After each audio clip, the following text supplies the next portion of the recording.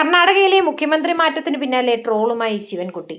കർണാടകയിൽ സിദ്ധരാമയ്യ മുഖ്യമന്ത്രി സ്ഥാനം ഒഴിഞ്ഞതിന് പിന്നാലെ പരിഹാസ പോസ്റ്റുമായി മുൻ മന്ത്രി വി ശിവൻകുട്ടി.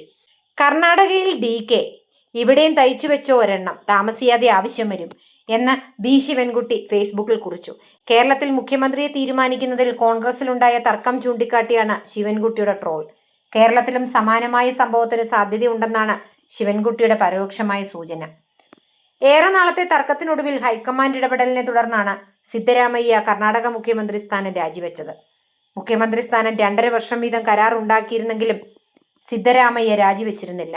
തുടർന്ന് പല തവണ DK ശിവകുമാർ അനുകൂലികൾ ഡൽഹിയിലെത്തി ഹൈക്കമാൻഡിനെ കണ്ടിരുന്നു. എന്നാൽ കഴിഞ്ഞ ദിവസം ഹൈക്കമാൻഡ് ഇരു നേതാക്കളുമായി നടത്തിയ കൂടിക്കാഴ്ചയ്ക്ക് പിന്നാലെയാണ് DK ശിവകുമാറിനെ മുഖ്യമന്ത്രിയാക്കാൻ തീരുമാനിച്ചത്.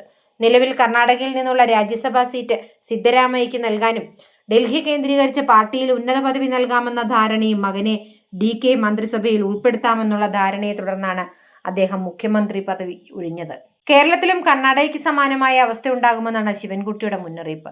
കേരളത്തിൽ മുഖ്യമന്ത്രി ആരെന്ന കാര്യത്തിൽ അവസാന നിമിഷം വരെ നീണ്ട സസ്പെൻസിനൊടുവിലാണ് ഹൈക്കമാൻഡ് VD സതീശനെ മുഖ്യമന്ത്രിയാക്കിയത്.